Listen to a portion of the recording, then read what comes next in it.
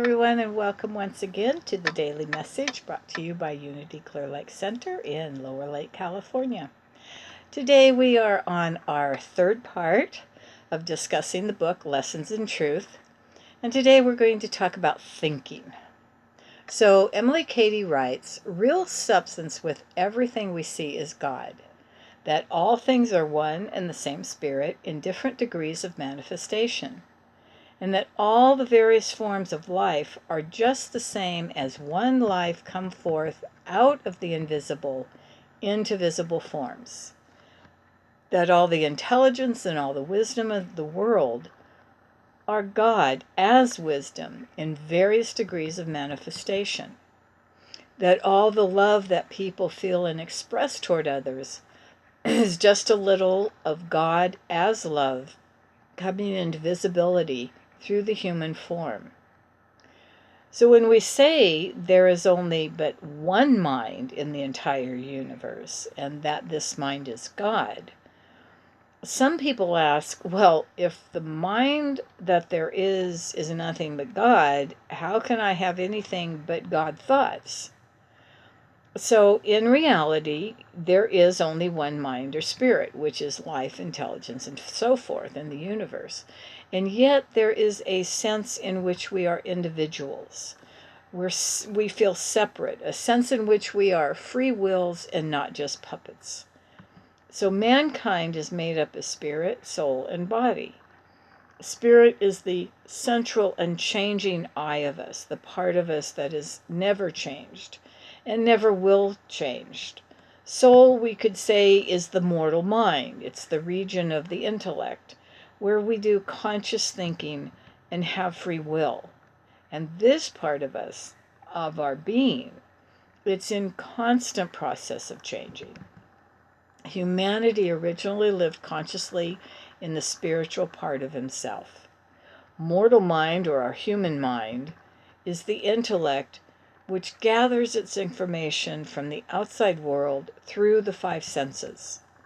This human mind part of us has no way of knowing truth from falsehood. The spirit within you is divine mind, the real mind. So mankind then is spiritual mind, mortal mind, and body all at the same time. Now, in seeking God, there are two types of people. One type requires that every statement be made is proved by the most logical argument before it can or will be received.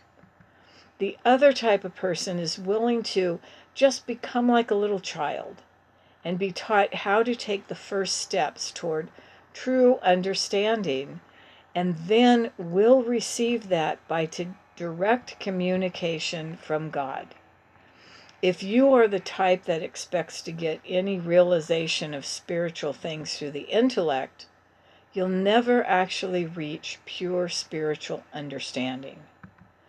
Eventually, you will find that you have to let go of all of the thoughts and then be willing to go into your heart instead of staying in your mind.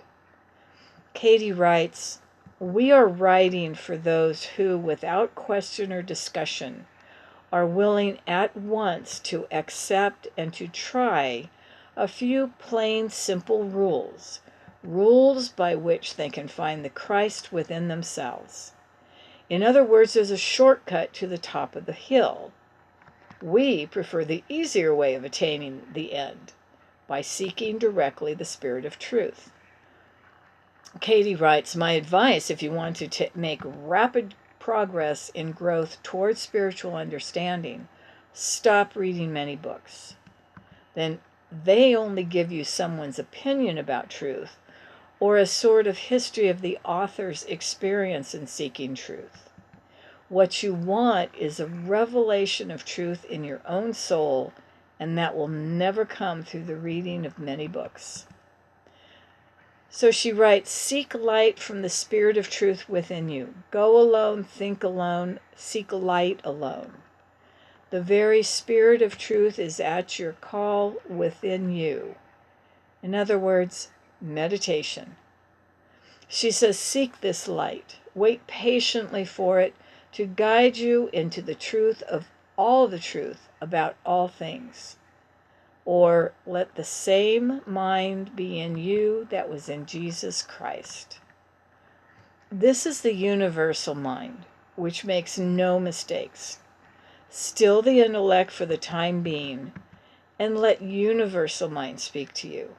And when it speaks, you will know that it is truth. You will know just as you know that you are alive. And the truth that you know, not just simply believe, you can use to help others. That which comes forth through your spirit will reach the very innermost spirit of him to whom you speak. That's what Katie writes. Spirit takes the deep things of God and reveals truth to mankind. Take the thought, God loves me, and think the words over and over continually for a few days, trying to realize that they are true and see what the effect will be on your body and circumstances. First, you get a new exhilaration of mind, according to Katie, with a great desire and a sense of power to please God, then a quicker, better circulation of blood with a sense of a pleasant warmth in the body. And later, as truth flows out through your being into your surroundings, you will notice that everyone around you seems to be more loving toward you without you knowing why. And finally, circumstances all around you will begin to change and to fall into the harmony with your desires.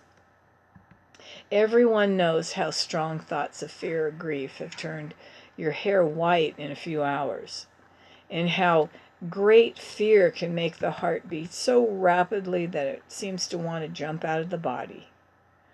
So if you turn your thoughts away from the external toward the spiritual and let them dwell on the good in yourself and in others, all the negative aspects will first drop out of your thoughts and then out of your life. Paul understood this when he wrote to the Philippians, and I have shortened it. Finally, beloved, think upon that which is true, honorable, just, pure, pleasing, whatever is commendable.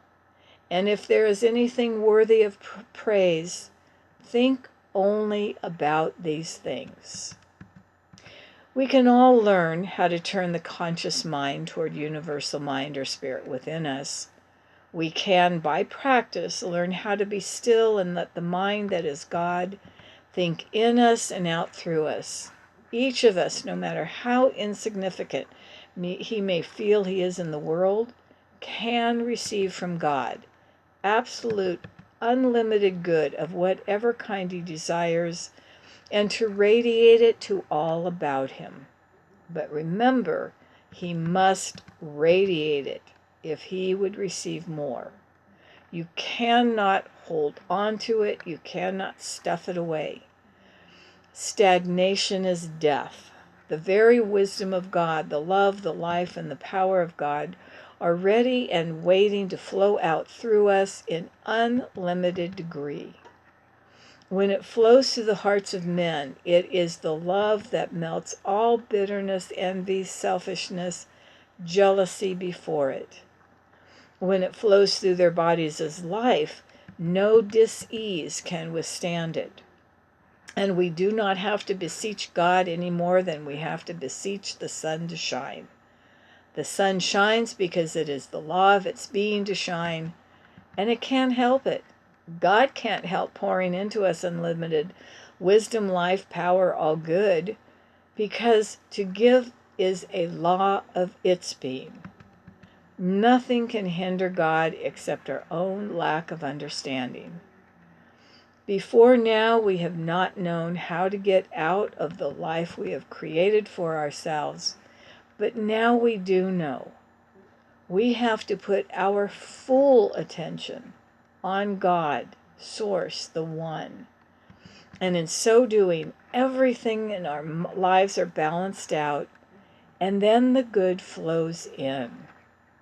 The sun doesn't shine today and stop shining tomorrow. It can't. from the nature of its being. Nor does God radiate love at one time and stop doing so at another. God is constantly sending out love, wisdom, prosperity, health, and so much more to each and every one of us. We receive it by spending time in the energy of Source, just sitting and being within the light to be the light of this world. So thank you for joining us today, and until tomorrow, we love you, we bless you, we appreciate you, and we behold the Christ in you. God bless everyone.